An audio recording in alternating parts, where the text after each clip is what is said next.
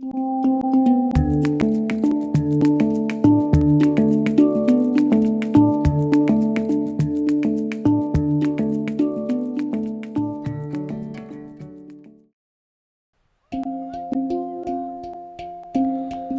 lebih dari 5.000 komunitas masyarakat adat di seluruh dunia yang jumlahnya mencapai 370 juta orang di 70 negara.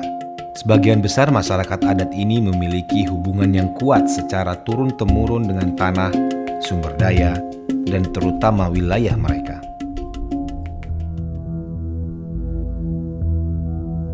Namun, makna tanah berbeda-beda antar masyarakat. Pejabat pemerintah mungkin melihat tanah terkait pembangunan nasional. Dan banyak perusahaan menganggap tanah sebagai aset untuk meningkatkan keuntungan mereka. Perusahaan-perusahaan ini memang ingin mendapatkan tanah yang luas. Untuk apa? Untuk mendapatkan sumber daya alam, untuk membuat barang-barang baru kepentingan pasar global. Cuando nos dan un concepto desde afuera. Orang-orang luar memandang tanah hanya sebagai sesuatu yang digunakan atau sesuatu yang dieksploitasi. Namun bagi kami, wilayah adat adalah hal mendasar bagi cara pandang kami atas dunia. Ini adalah cara kami hidup. Kami sendiri adalah perwujudan wilayah adat. Segalanya lahir dari wilayah adat, dan saat kita memutus tali pusat kita dengan wilayah adat, saat itulah kita kehilangan identitas, kehilangan akar kita.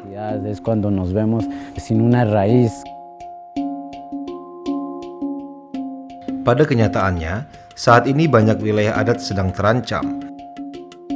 Video ini akan menjelaskan ancaman yang ada, penyebab dan dampaknya terhadap masyarakat di seluruh dunia. Memahami perampasan lahan merupakan langkah penting untuk dapat mempertahankan wilayah Anda. Untuk memulai, penting untuk melihat asal perampasan tanah pada zaman penjajahan dan kaitannya dengan apa yang terjadi saat ini. Sejak abad ke-15, para penjelajah dan pedagang berlayar dari Eropa untuk mencari kekayaan dan tanah. Ketika mencapai Afrika, Asia, dan Amerika, mereka bertemu dengan masyarakat adat, penduduk wilayah itu. Kadang kontak pertama ini menawarkan peluang dagang, tapi dalam banyak kasus, orang Eropa ini merampas wilayah adat, seringkali dengan kekerasan. Mereka menyatakan tanah itu kosong. Selama berabad-abad, mereka mengambil sumber dayanya untuk membangun kerajaan mereka. Setelah kemerdekaan, ketika negara-negara baru terbentuk, banyak masyarakat adat berpikir tanah mereka akan dikembalikan. Tetapi sebaliknya, seringkali negara-negara baru ini tetap menguasai tanah tersebut. Kini banyak pemerintah terus membagikan wilayah adat kepada investor yang mengambil sumber daya wilayah tersebut untuk membangun kerajaan bisnis mereka.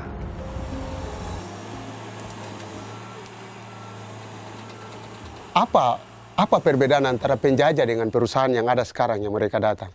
Perusahaan ini dia datang cuma ambil, bawa pergi, bangun dia punya tempat, bangun dia punya rumah, dia punya nenek moyang punya rumah di mana saja.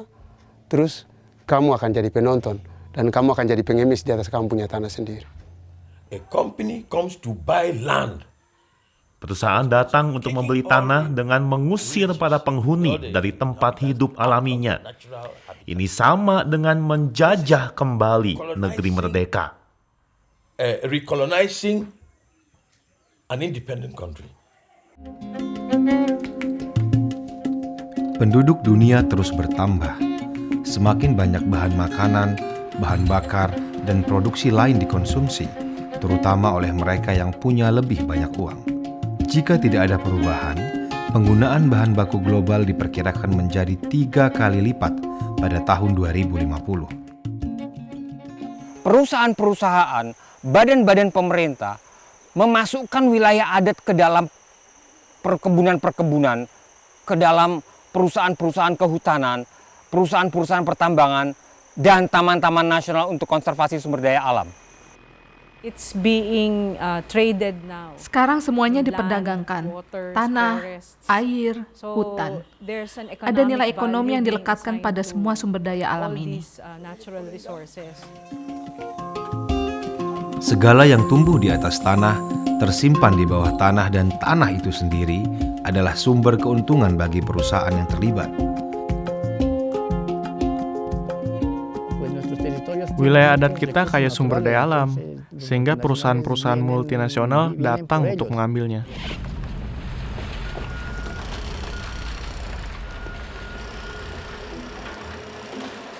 Pertambangan, pengundulan hutan, dan perkebunan besar sering menimbulkan masalah sosial, ekonomi, dan lingkungan, terutama bagi masyarakat setempat.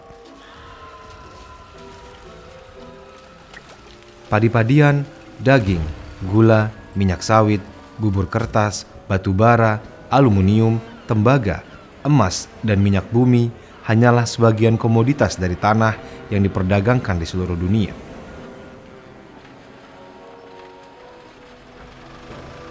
Luasan lahan yang dibeli dan disewa untuk menyokong perdagangan global ini meningkat dengan pesat.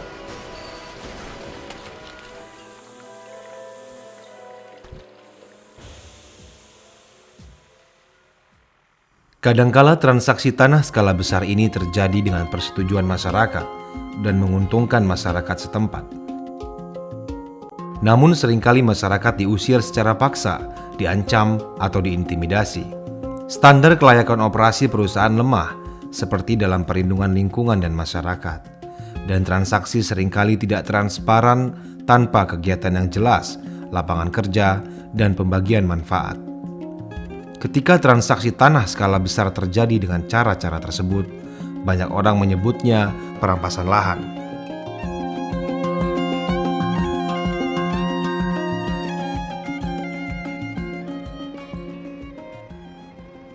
Zaman dulu itu ya, kami berladang di sini ya, berladang di sini sambil kerja cari rotan, damar, cari babi, cari rusa, cari labi, seperti dulu.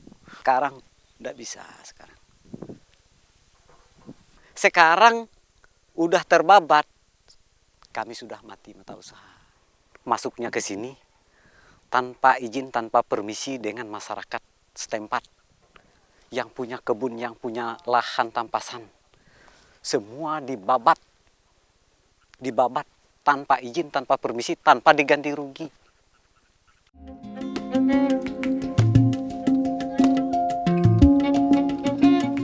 Itu hanya karena kita tertipu dengan bahasa manis-manis dari berbagai macam pihak, dari pengusaha-pengusaha, sehingga kita bisa lepas tempat hidup kita yang begitu luas. Akhirnya, setelah kita tahu di belakang, sekarang timbullah penyesalan, dan sepertinya kita akan tersesat.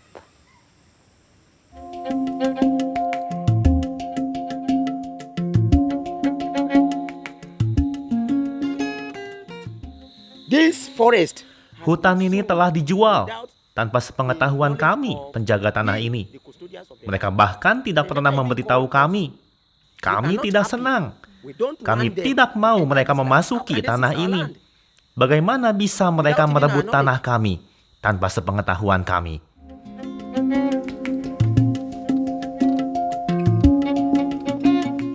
Mereka usir kami, lempar kami keluar, memburu kami, memperlakukan kami dengan buruk. Mereka mendatangi para tetua kami dengan senapan mesin. Kini mereka memburu kami lagi, tapi kami tak akan meninggalkan tempat ini lagi. Mau kemana kami jika harus pergi?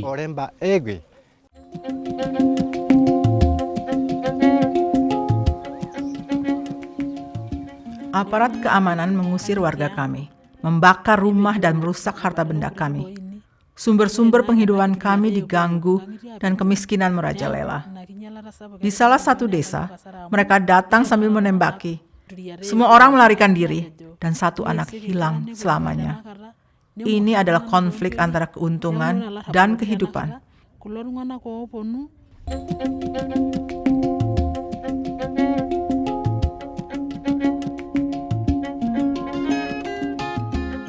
Esta es la calidad de agua nos ha expuesto a todos los amazónicos a consumir. Inilah kualitas air yang selama ini kami gunakan. Perusahaan-perusahaan ini membiarkan kami mandi dengan air ini hanya karena ingin dapat untung, tidak peduli dengan orang-orang yang hidup di sini. De las personas que vivimos acá en la zona. Hemos visto lo que es tremenda contaminación. Kami telah saksikan pencemaran yang mengerikan. Kami gagal panen di bantaran kali, juga kehilangan tanaman-tanaman obat yang tak mungkin didapat lagi. Dan karena kurangnya informasi, kami minum air ini. Meski penyulingan minyak tidak berada di daerah kami terkena dampak langsung air sungai yang tercemar. Tak ada rasa hormat sedikit pun bagi kami dari perusahaan-perusahaan itu atau dari negara.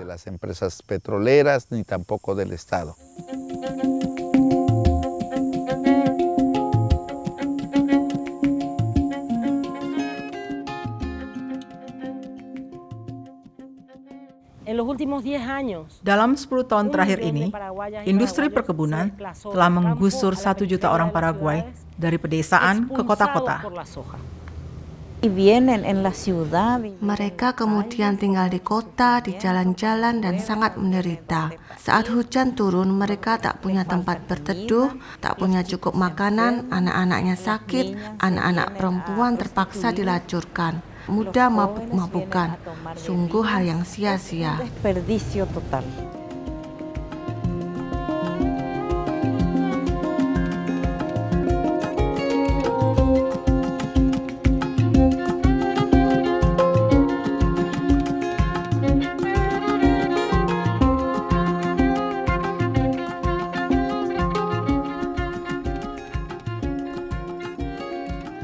Bukan hanya kita sebagai masyarakat adat yang sedang terancam punah, wilayah adat kita juga terancam punah.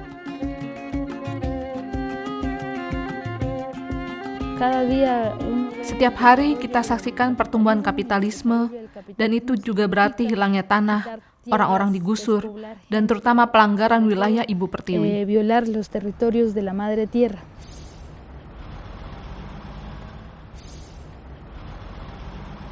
Mereka punya sumber daya, infrastruktur, polisi, dan angkatan bersenjata.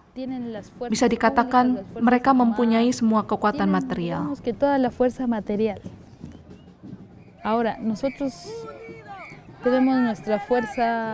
Tapi yang kita miliki adalah kekuatan fisik, kekuatan ideologi, dan kekuatan budaya. Pengorganisasian kita selalu siap sedia mempertahankan wilayah adat. Dan dari mana semua itu berasal? Dari tempat yang dalam dan suci, dari Ibu Pertiwi.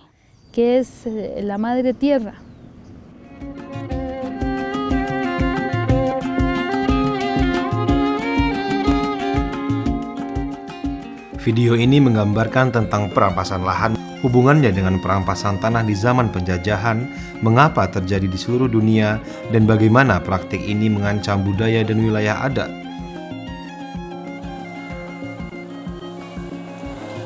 Jika perusahaan merencanakan proyek di wilayah Anda, silahkan tonton video taktik perusahaan yang menggambarkan berbagai taktik perusahaan untuk meyakinkan masyarakat agar menerima dan mendukung proyek-proyek mereka. Tetapi sebelum itu, luangkan waktu Anda untuk membahas ancaman-ancaman yang Anda hadapi sebagai sebuah komunitas.